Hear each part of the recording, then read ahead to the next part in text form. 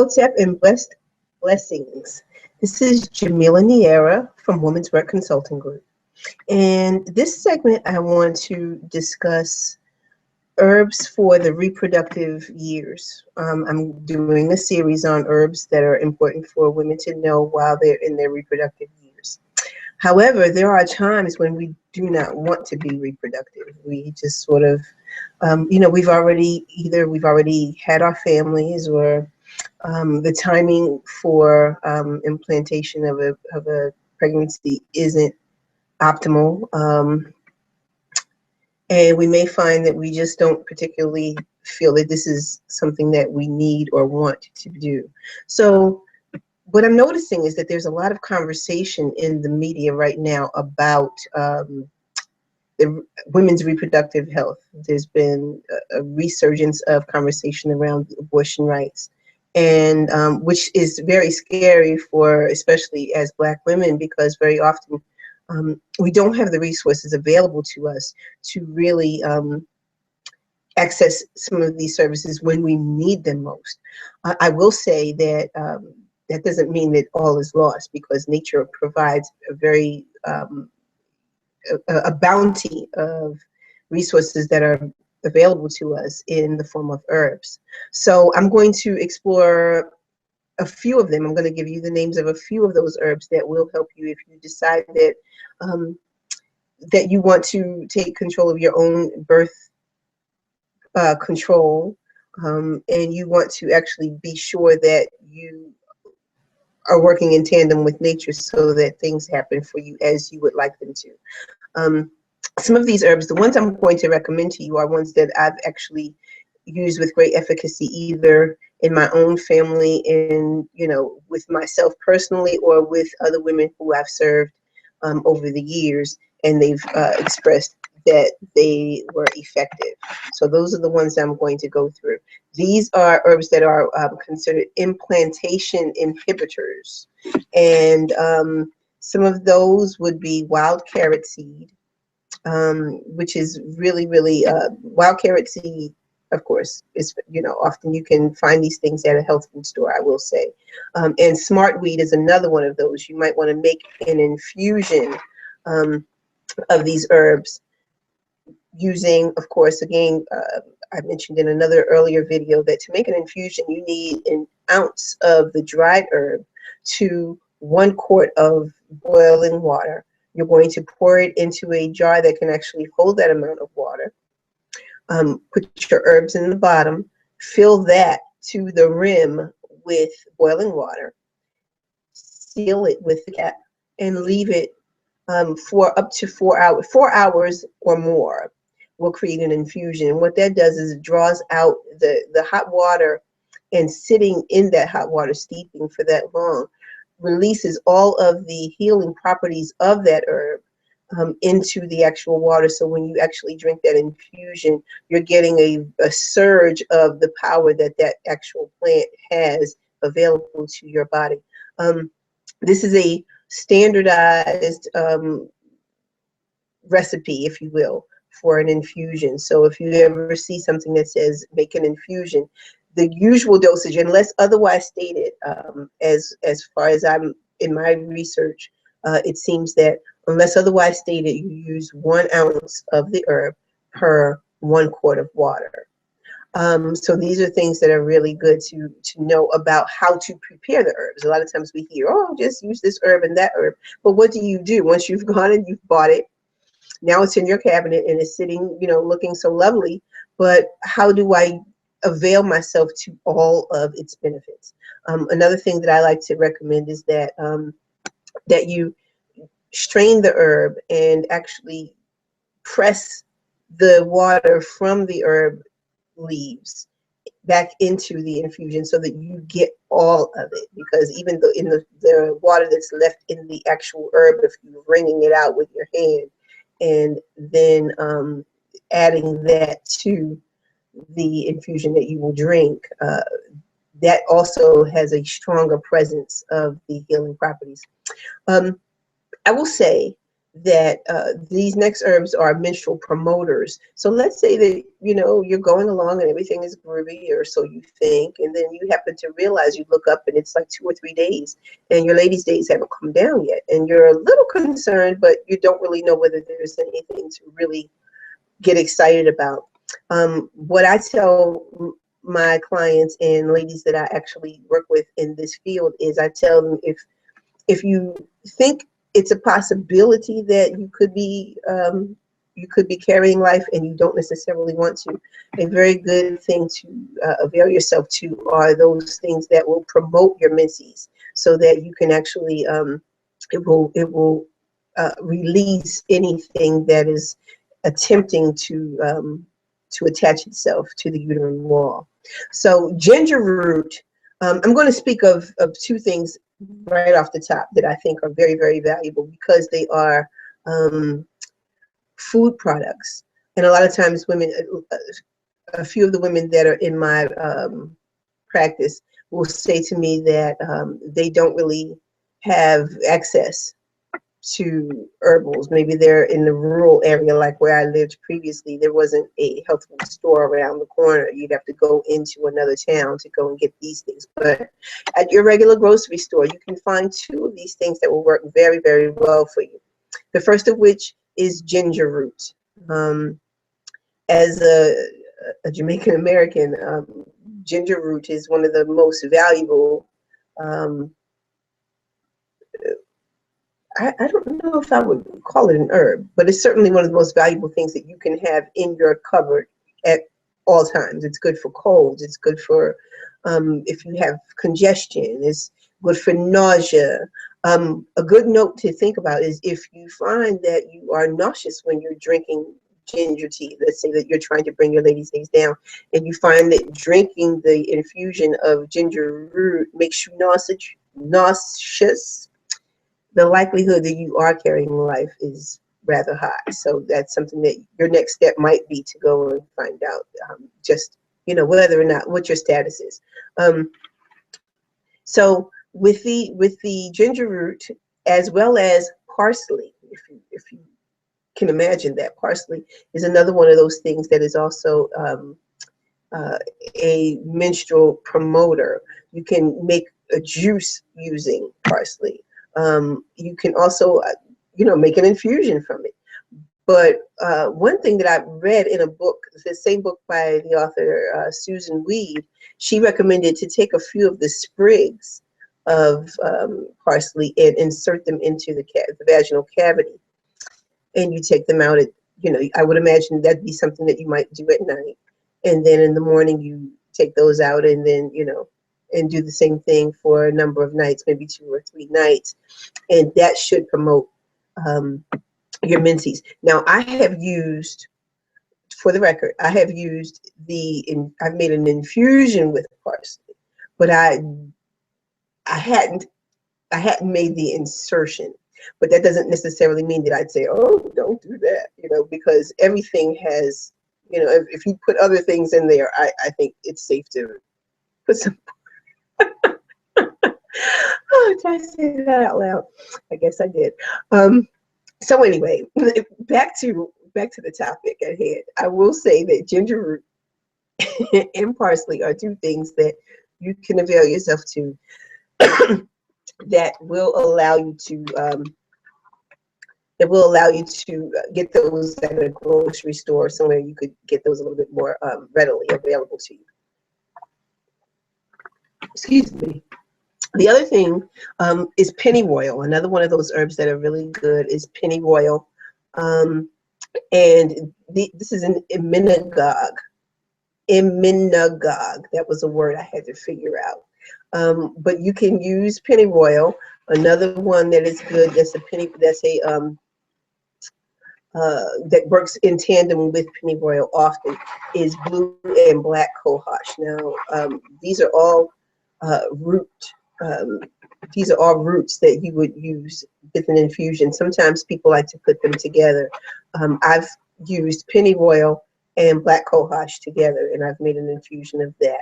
Now, if you're going to use pennyroyal or the blue and or black cohosh, I recommend as does Susan Weed, 20 drops of the tincture to 1 cup of water, boiling water, hot water.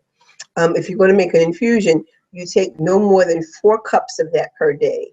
And you don't do that for longer than 5 days. If after 5 days you still haven't gotten your cycle, your ladies' days haven't come down, then that's a conversation for you to have with your healthcare provider.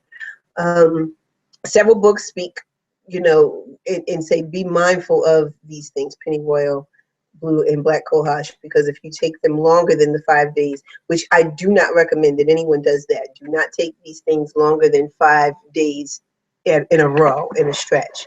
And, because not that they are harmful per se, but just because you can don't mean you should. There's some things that, we want to be very mindful of what could possibly happen inside the body. If it's not doing that, what is it doing, right? So let's just use our minds to kind of process what we're, think about what we're thinking about. Okay, so if this is a thing, and you're mindful of the fact that what your days are, when your cycle is supposed to come, and it hasn't. So, you start to take measures to determine what that should, when that should be happening. And then you start to, make your plan. So yes. Oh, here's the other one. Vitamin C. I forgot to tell you about this. Now this was one that I haven't done, but it makes, it sounds like, oh, okay, you couldn't hurt yourself by doing it. It says that if you took 6,000 milligrams, 6,000, I'm sorry, grams of vitamin C, that would bring your ladies' days down. And how you would take that, in the book by Susan Weed, she recommends that you take 500 milligrams per hour for 12 hours per day, up to 6 days. Did you get that? Take 500 milligrams per hour for 12 hours, up to 6 days. Don't take it more than 6 days. After that, if nothing's going down, nothing's coming down. Okay, so I think that's a good way of putting it. No pun intended, or no, not to be, curt. But that's one of the things that I want you to keep in mind. Here are some others that are minagogues that work very well, and I've used.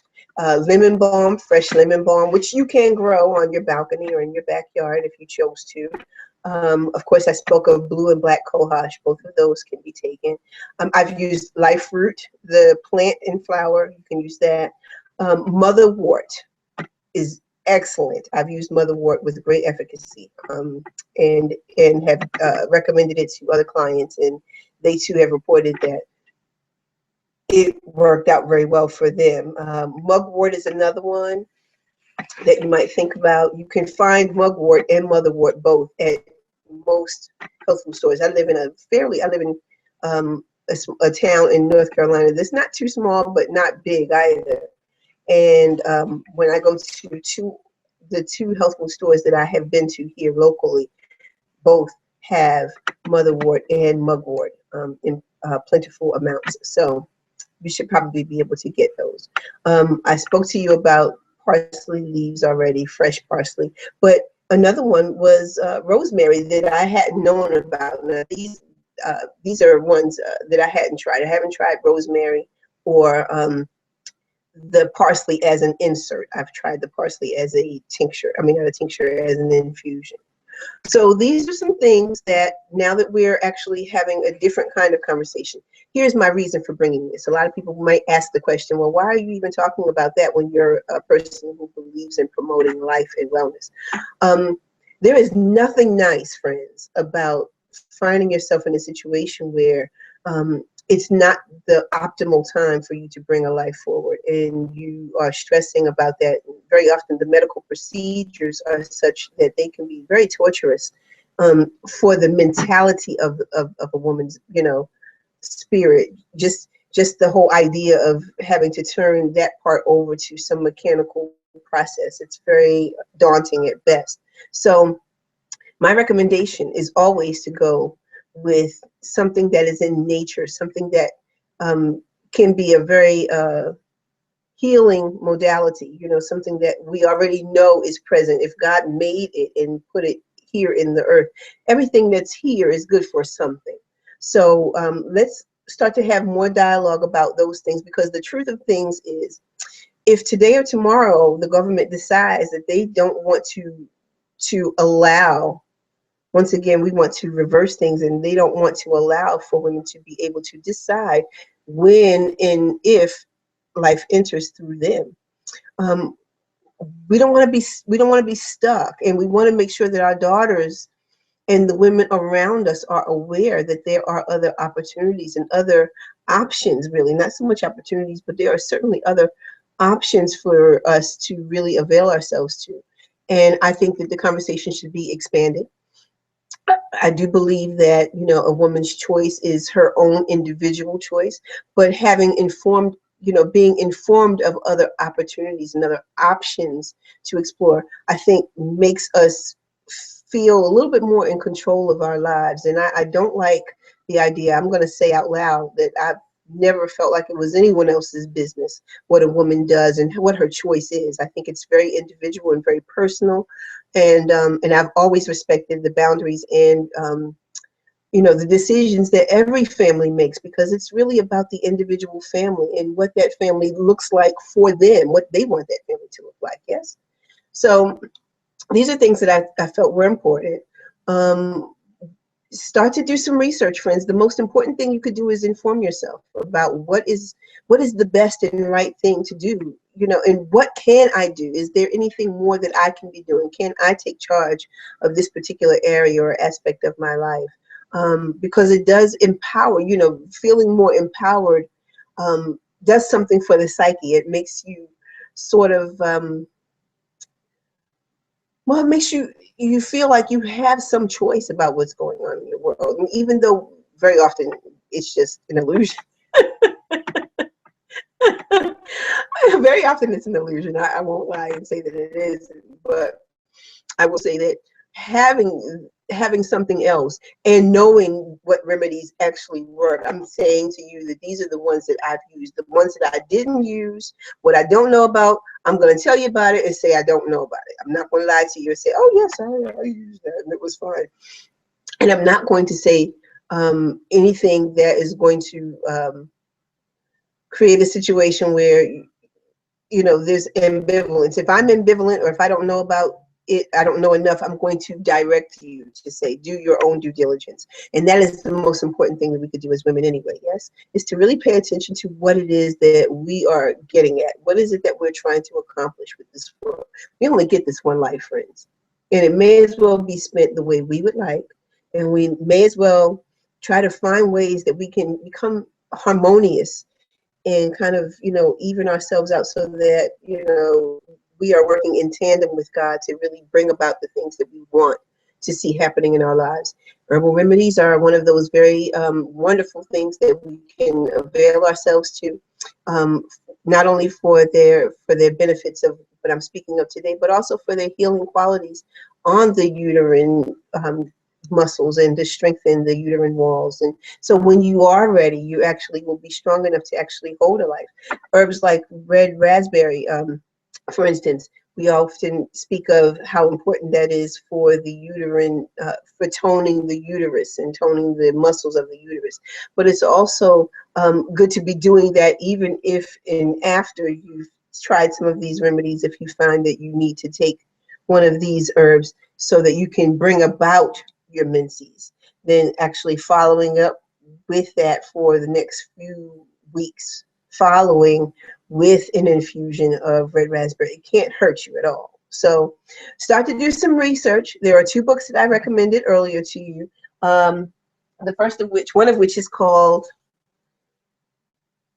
Susan Weed, The New Menopausal Years. And it's called The Wise Woman Way. That's the subtitle. And the other one I had, but I think I moved it around. But it is actually it's called Wise Woman Herbal for the Childbearing Year, I believe. I could be lying, but I lied on Tuesday and Thursday. This is Friday, so I'm sure that that's the name of the book. Get either or, both. There's another book that my mother recommended and gifted me when I was 17, and I've had it from ever since. A copy of it is always in my home, known as Back to Eden by Jethro Kloss, Kloss. Another wonderful resource. You can never learn enough about these things, and it's important to, if you have an herbalist in your area, someone who actually grows some of these healing herbs, because some of them you may do better having the fresh herb, right? So finding an herbalist who is in your town would be a great thing to do. Also, as a side note, I will also recommend that if you find a cooperative extension in your area, they might have workshops on cultivating wild food, eating, foraging wild herbs and wild food, and because edible wild plants are actually a good thing for you to know how to identify them. So if you're in the woods, or this world is very unstable as far as what's going on, so if you know exactly what foods in the wild are edible, and what can you use to make a medicine if you have a laceration, or there's just so many things to know. I mean, it's better to have it and not need it than to need it and not have it, is my motto. So learn some things, share some things, grow some things, grow yourself, because after all, it's all woman's work. Have a fantastic Friday.